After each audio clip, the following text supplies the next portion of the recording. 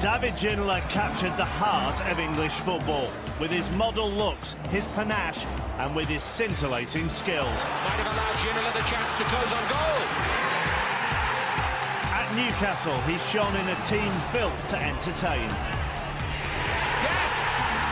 They're on their feet. At Spurs, he restored glory and glamour, and they loved him for it. C'est magnifique.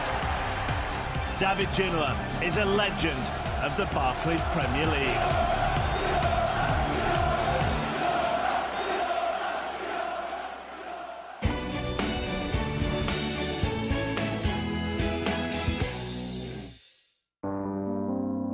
He came to England from France to join a revolution.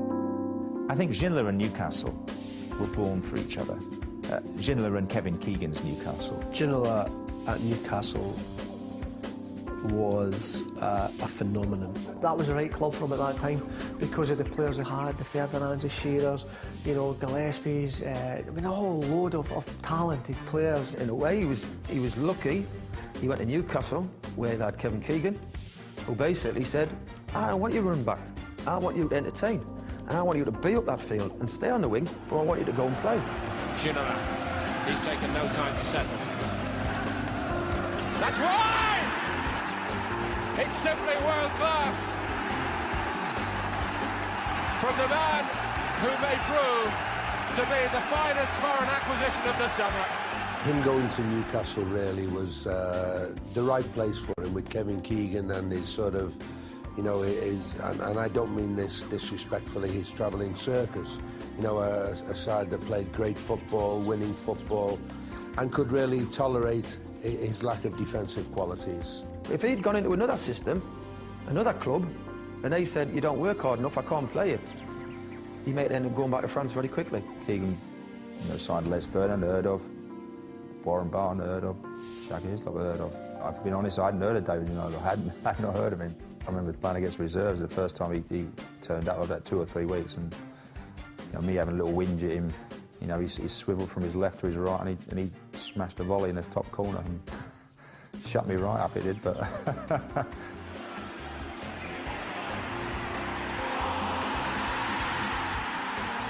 In London, he was an entertainer amongst many other entertainers in many other walks of life. In Newcastle, that's a city that lives and breathes football. And you have 50,000 people that turn up at the Cathedral of St James every Saturday or Sunday to pay homage and to worship. And they love their gods, and Ginola fulfilled that role. Ginola is an overt showman, absolutely. Thrives on it, you know. The fact that he always wanted to take corners and free kicks, he'd take the throw-ins as well, you know. He would do anything if it meant he was the centre of attention and on the ball. Now, Geordie people as a nation, they're not like that, but they love someone who is. Ginola, who's playing wider on the left, is in a more central role in the first half. He tends to do better on this side. He's got a chance. Can he bring Newcastle back into it? He can! Great goal by David Ginola. A classic from the French master. His impact was so quick at Newcastle, and that Newcastle team was itself so popular that every football fan in the country was able to safely adopt David Ginola as a favourite player, as a great player, and as a good thing. If he'd been playing for one of the traditionally frowned upon clubs, your Manchester Uniteds, your Leeds Uniteds, it would have been much harder. Oh, look at another Flash Herbert playing for those, look at that. But because Newcastle were A, harmless, and B, everyone's favourite, that was a boost for him. He was fantastic for 2 seasons, probably the best player I've seen. But, you know, but he sort of lost a little bit of heart really when Kevin left. I think everybody would love to see that team win a trophy, I've got to say. Because, as I said earlier, the hardest part of football is entertaining. And they entertained. Unpopular in his home country, Ginola never had that problem in England. David Ginola, an Englishman? No, I'm not having that. David Ginola is the Frenchiest Frenchman you will ever meet. What's definitely true is that he found a home in England which suited him, and we found in him something that we really needed in this country. He was a pariah in France, David Ginola. All his skill, all his brilliance, all his flamboyance, all his beauty had gone to waste in one football match. It was him giving the ball away in a crucial World Cup qualification match against Bulgaria that meant that France didn't go to a World Cup. and he had the blame of a nation on his shoulders. So when he came to England, he was escaping that. And suddenly he was offered a platform where he could do what he wanted, when he wanted, how he wanted, and be loved for it rather than berated for it. We needed him. We were getting into the end of the 1990s, into a new century, and we still in Britain had a thing where, you know, footballers had to be hard working and tough and wear crew cuts and all the rest of it. Some of it was David Beckham that got us out of that. Some of it was David Ginola. He was the embodiment of flair. He was the epitome of chic, both on and off the pitch. In the northeast of England, you know, where people watch football in cap sleeves vests in February. He was perfectly accepted with his flowing locks and all the rest of it because he was French. Totally, totally French, and that's why we loved him.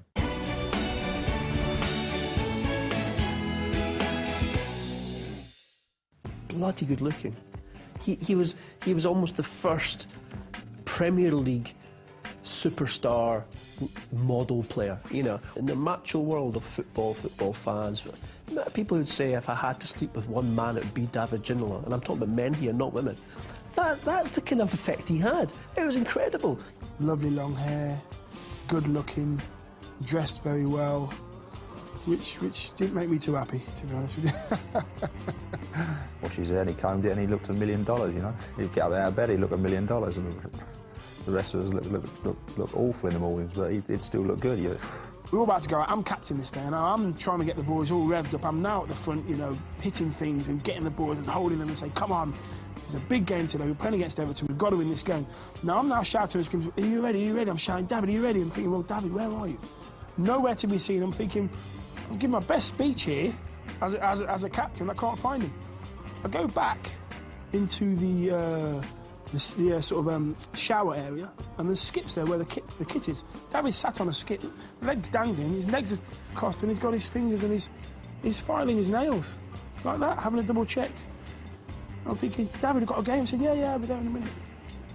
But he was such a great lad. He used to bring us like boxes and boxes of Head and Shoulders in for the lads. And then he was sponsored by police sunglasses, and he'd bring boxes and boxes of police sunglasses in for the lads.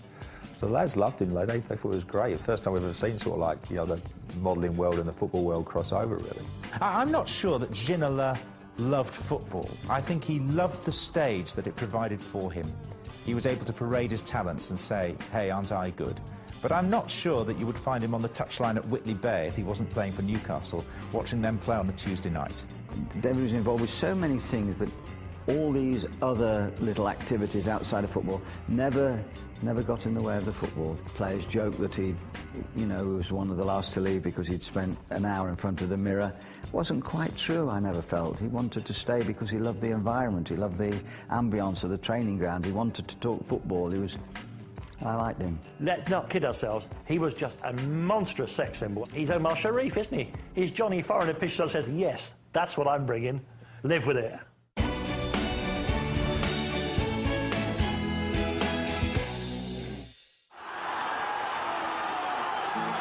Ginola with Armstrong here. Fenn maybe. Ginola, yes! 3-0. David was unbelievably two-footed. You know, if you look now at players and they say they're two-footed, they're not really. You know roughly 99% of players if they're right foot or left foot. I didn't know which one was David's best foot. Was he left-footed or right-footed? He was sort of equal talent on either side. Most wingers only have one foot and they have one pace. So if they go past you, they're trying to buy. If they come inside, it's the easiest thing. They want to take the ball off them. What Ginola had, that most wingers don't, is that two great feet, and therefore the goal at Barnes was the perfect example of that. He didn't know what to do with them because he could have still got in the byline after beating the second player. He could still have got in the byline and chipped it. But no, I think I'll go inside. Maybe why not? What did defenders do? It was a defender's nightmare. So what the managers then tend to do is go get the opposition winger and say, look, come back. Every time Ginola gets the ball, you double up and you try and stop it that way. And David Ginola had a certain trick where he'd receive the ball, drop his shoulder to the left or drop his shoulder to the right and then go the opposite way. And you knew it was coming, but you couldn't do anything about it. In training, he'd done it. In games, he'd done it. I remember Kevin saying, David, show Rob how to do that turn and see if he can do that in the middle of the park. I must have been there an hour trying to get this turn. It's just, and David was trying to show me, but he couldn't show me in slow motion. I still to this day do not know what foot he kicked with.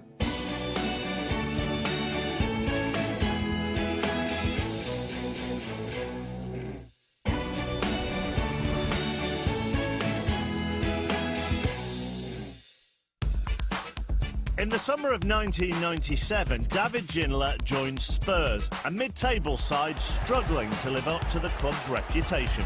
Ginola, 2-0. What a finish by David Ginola. Alan Sugar had Spurs as a club, and in his mind, he'd done very well. And to be fair to him, he had rescued the club from financial abyss. When the crowd started to get a bit uppity a couple of years later and say, you know, no, we want better than this, we want better than this. And I can't even remember who the manager was that he sacked to bring in George Graham. But that was pure punishment for the Spurs fans. I'll show you who's in charge of this club. It was real Victorian parenting. And suddenly we had George Graham, who stripped the team of all glamour. His idea was to get in the players who got Wimbledon relegated the previous season, and so we end up with Leonardson, Perry, Thatcher. I mean, these are players who even the Wimbledon fans for these are a bit crude, aren't they? I think, to use the canine analogy, he was the pedigree presence in a Dogs of War team. Because, yes, there wasn't a whole lot of glamour around. This was a team with the Stefan Freunds of this world and the Stefan Eversons. A lot of other people called Stefan, who weren't tremendous footballers, but, you know, plenty of that, giving it that. As a person, he just raised, if you like, the not just the quality, but the charisma of the team. And Spurs fans were desperate for the return of someone who might, you know, give it a bit of Hoddle, give it a bit of Ardiles, give it a bit of John White, give it a bit of Gascoigne, whatever, you know, all those players who'd gone before him. And he just came and he slotted into that white shirt. It's like, oh yeah, you're the one we needed. Here's Ginola. One of his runs again, and one of his goals again. There is the Tottenham goal that they needed. Superb strike from David Ginola. That's what he can do. And it was right out of his book of classics. And he was a wonderful footballer. I'm not sure if George Graham really appreciated him or maximised him as much as he might have done. He asked David to do one or two things that were maybe slightly defensive orientated, where he was really just a fantastic winger, and if we could get in the ball and get in the ball early enough and he could get one against one, you know, he could go past his man. The crowd loved him. He was brilliant at Newcastle, but it was a short, a bit like that great team of theirs, short, phosphorescent outburst of brilliance. But actually his great time was at Spurs. He wins a trophy for a start, albeit the League Cup, 10-man Spurs winning at Wembley under George Graham, the bloke in a coat and his blue and white army, wouldn't chant his name. And he wins Footballer of the Year and Player of the Year. I mean, he clearly is the outstanding footballer in England for about 18 months. And all of that is recognised by the award ceremonies, and that's in a Spurs shirt. I think the irony about David Ginola is he won it because he played well, but he won it because Manchester United won the treble. And I think there were that many players voted for by Manchester United. There must have been about 10 candidates from Manchester United that the votes were split.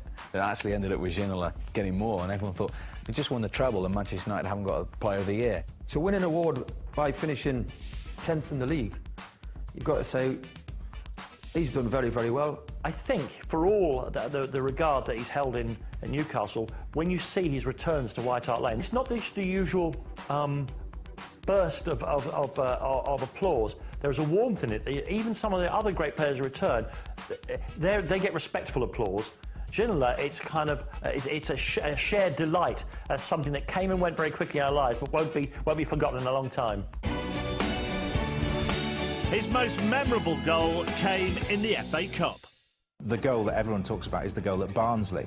I mean, Ginola in Barnsley, that wasn't really his stage, was it? Oakwell. I don't think the nightclubs are very good. The changing rooms might have been a bit small. Not an easy place to go to, Oakwell.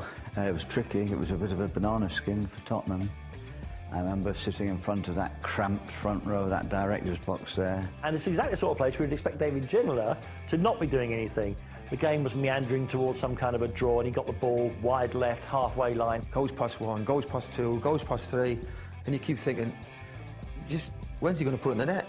And he went and put it in the corner of the net, and I think afterwards he pulled his shirt up and did all the French histrionics. Great goal. At the end of his career, he moved to Aston Villa, where he's best remembered for a confrontation with the manager. John Gregory was in his first big job at the time at Aston Villa.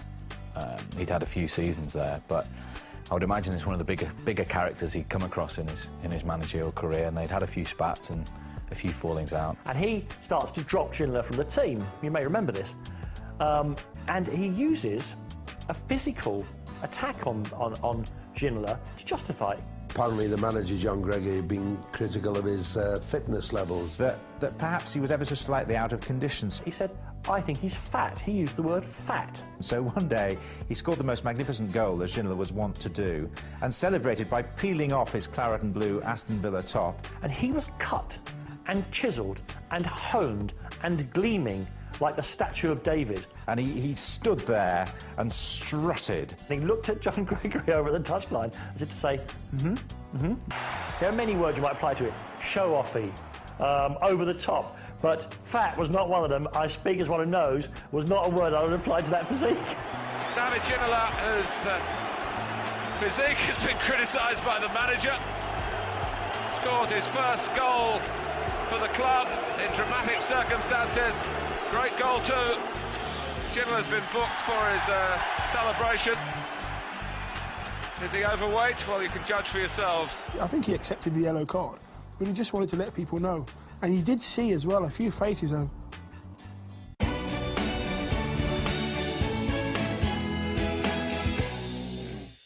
David Ginola was nothing but a winger.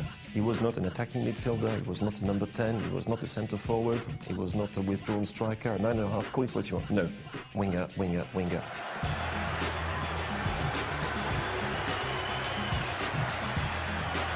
Ginola, got beyond Johnson and Keys. It's a thrilling run from David Ginola. Oh, they really were labouring in his wake there. The winger is something which England prides itself in producing, and in fact if they've produced more in the last 15 years than the national team, that have been in a better state. But Ginola was someone who literally hugged touchline and who liked to draw players towards him, let them dive in and then just shuffle the ball away. But he's a man who crossed the ball, beautiful cross for the ball as well. Ginola. Good turn. What about the cross? Klinsmann!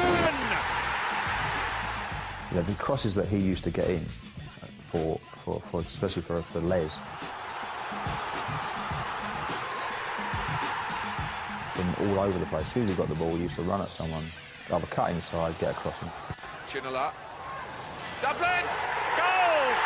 He'd get the ball on his right foot, or his left foot, and he'd cross it into an area where I would be, Alan Shearer would be, Les Ferdinand would be. Les Ferdinand possibly, and Alan Shearer possibly wouldn't be on as many goals if they hadn't have played with David Ginola, because of his supply, endless supply of crosses. It was unlike anyone I've ever seen since. He did not celebrate the goals that he made with his teammates. He did not run to the goal scorer and jump on them. He stood on his own on the wing with his arm raised, one arm raised, and taking the bow of the crowd, as if he had scored it personally.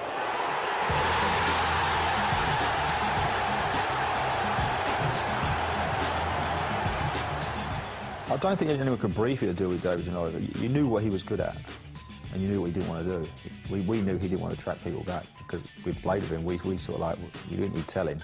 You know, if you run off him, he certainly isn't going to follow you. But you know, if he gets that ball and he starts dribbling at you.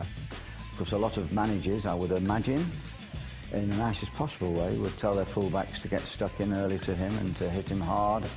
That David could take the physical challenge. He didn't mind that. Yeah, I just started kicking him. I've been being honest. I try to get to him as quick as I could and try and kick him and put him out of his game. Really, I didn't, because he was so talented. He was built, of course, like a London telephone box. He's about 6'3", Ginola, and he is good 14.5 stone. He's not a wiry Ryan Giggs.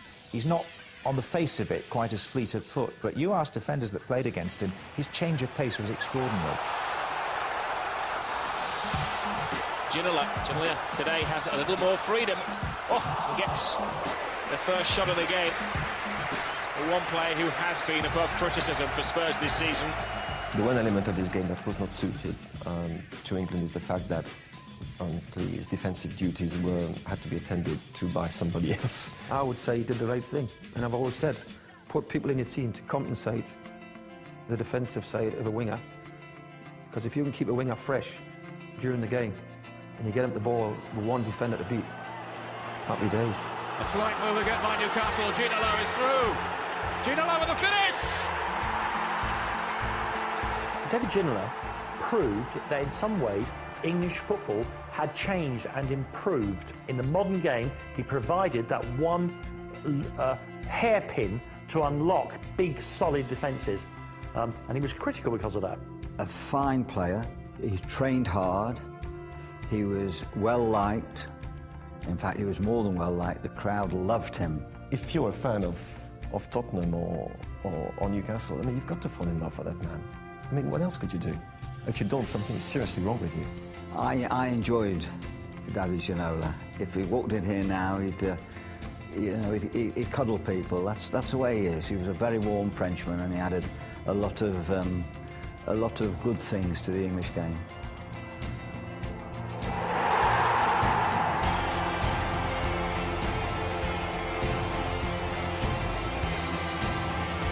It was a pleasure to have, put on the same colour shirt and actually played with him and actually been amongst his talent, been on the end of a couple of his crosses as well. But no, he was a bit of a genius, to be honest with you. During the game we'd be smiling and laughing really, because he did used to take the Michael out of some fullbacks. He used to feel sorry for him, run past him. I wouldn't want to mark him. I wouldn't want to go out there.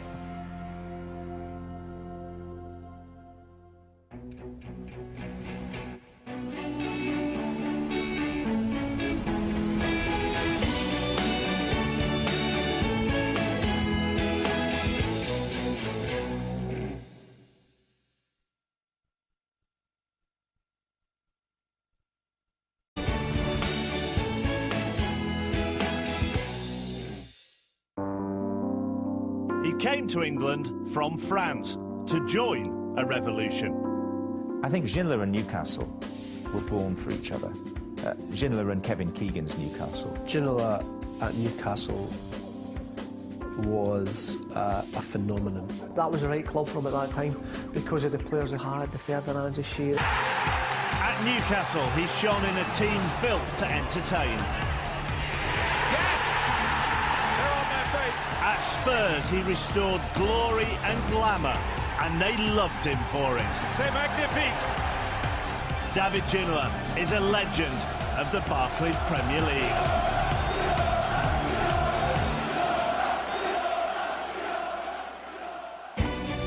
There's, Gillespie's, a whole load of talented players. In a way, he was lucky.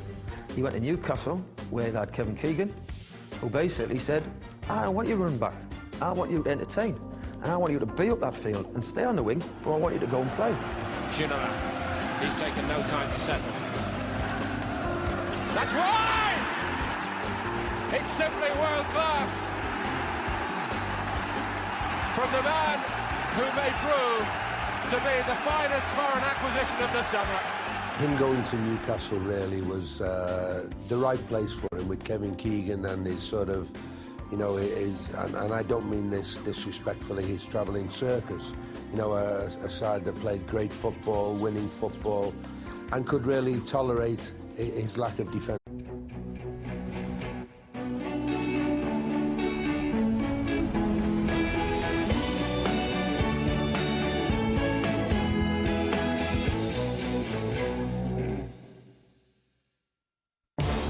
David Ginola captured the heart of English football with his model looks, his panache, and with his scintillating skills. Might have allowed Ginola the chance to close on goal.